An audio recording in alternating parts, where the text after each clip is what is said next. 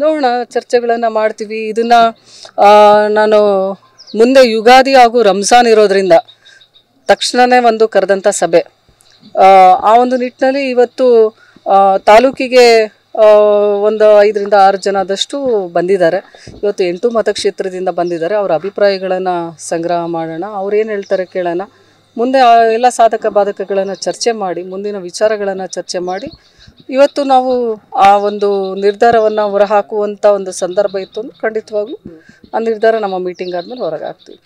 ನೋಡೋಣ, ಚರ್ಚೆಗಳನ್ನು ಮಾಡ್ತೀವಿ. ಇದನ್ನು ನಾನು ಮುಂದೆ ಯುಗಾದಿ ಹಾಗೂ ರಂಜಾನ್ ಇರೋದ್ರಿಂದ ತಕ್ಷಣನೇ ಒಂದು ಕರೆದಂಥ ಸಭೆ. ಆ ಒಂದು ನಿಟ್ಟಿನಲ್ಲಿ ಇವತ್ತು ತಾಲೂಕಿಗೆ ಒಂದು 5ರಿಂದ 6 ಜನದಷ್ಟು ಬಂದಿದ್ದಾರೆ. ಇವತ್ತು 8 ಮತಕ್ಷೇತ್ರದಿಂದ ಬಂದಿದ್ದಾರೆ. ಅವರ ಅಭಿಪ್ರಾಯಗಳನ್ನು ಸಂಗ್ರಹ ಮಾಡೋಣ, ಅವ್ರು ಏನು ಹೇಳ್ತಾರೆ ಕೇಳೋಣ. ಮುಂದೆ ಎಲ್ಲ ಸಾಧಕ ಬಾಧಕಗಳನ್ನು ಚರ್ಚೆ ಮಾಡಿ, ಮುಂದಿನ ವಿಚಾರಗಳನ್ನು ಚರ್ಚೆ ಮಾಡಿ ಇವತ್ತು ನಾವು ಆ ಒಂದು ನಿರ್ಧಾರವನ್ನು ಹೊರಹಾಕುವಂಥ ಒಂದು ಸಂದರ್ಭ ಇತ್ತು. ಖಂಡಿತವಾಗ್ಲೂ ಆ ನಿರ್ಧಾರ ನಮ್ಮ ಮೀಟಿಂಗ್ ಆದಮೇಲೆ ಹೊರಗೆ ಹಾಕ್ತೀವಿ. ನೋಡೋಣ, ಚರ್ಚೆಗಳನ್ನು ಮಾಡ್ತೀವಿ. ಇದನ್ನು ನಾನು ಮುಂದೆ ಯುಗಾದಿ ಹಾಗೂ ರಂಜಾನ್ ಇರೋದ್ರಿಂದ ತಕ್ಷಣನೇ ಒಂದು ಕರೆದಂಥ ಸಭೆ. ಆ ಒಂದು ನಿಟ್ಟಿನಲ್ಲಿ ಇವತ್ತು ತಾಲೂಕಿಗೆ ಒಂದು 5ರಿಂದ 6 ಜನದಷ್ಟು ಬಂದಿದ್ದಾರೆ. ಇವತ್ತು 8 ಮತಕ್ಷೇತ್ರದಿಂದ ಬಂದಿದ್ದಾರೆ. ಅವರ ಅಭಿಪ್ರಾಯಗಳನ್ನು ಸಂಗ್ರಹ ಮಾಡೋಣ, ಅವ್ರು ಏನು ಹೇಳ್ತಾರೆ ಕೇಳೋಣ.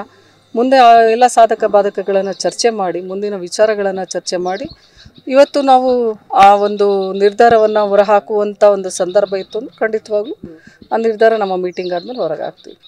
ನೋಡೋಣ, ಚರ್ಚೆಗಳನ್ನು ಮಾಡ್ತೀವಿ. ಇದನ್ನು ನಾನು ಮುಂದೆ ಯುಗಾದಿ ಹಾಗೂ ರಂಜಾನ್ ಇರೋದ್ರಿಂದ ತಕ್ಷಣನೇ ಒಂದು ಕರೆದಂಥ ಸಭೆ.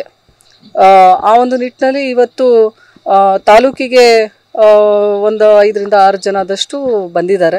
ಇವತ್ತು 8 ಮತಕ್ಷೇತ್ರದಿಂದ ಬಂದಿದ್ದಾರೆ. ಅವರ ಅಭಿಪ್ರಾಯಗಳನ್ನು ಸಂಗ್ರಹ ಮಾಡೋಣ, ಅವ್ರು ಏನು ಹೇಳ್ತಾರೆ ಕೇಳೋಣ. ಮುಂದೆ ಎಲ್ಲ ಸಾಧಕ ಬಾಧಕಗಳನ್ನು ಚರ್ಚೆ ಮಾಡಿ, ಮುಂದಿನ ವಿಚಾರಗಳನ್ನು ಚರ್ಚೆ ಮಾಡಿ ಇವತ್ತು ನಾವು ಆ ಒಂದು ನಿರ್ಧಾರವನ್ನು ಹೊರಹಾಕುವಂಥ ಒಂದು ಸಂದರ್ಭ ಇತ್ತು. ಖಂಡಿತವಾಗ್ಲೂ ಆ ನಿರ್ಧಾರ ನಮ್ಮ ಮೀಟಿಂಗ್ ಆದಮೇಲೆ ಹೊರಗೆ ಹಾಕ್ತೀವಿ.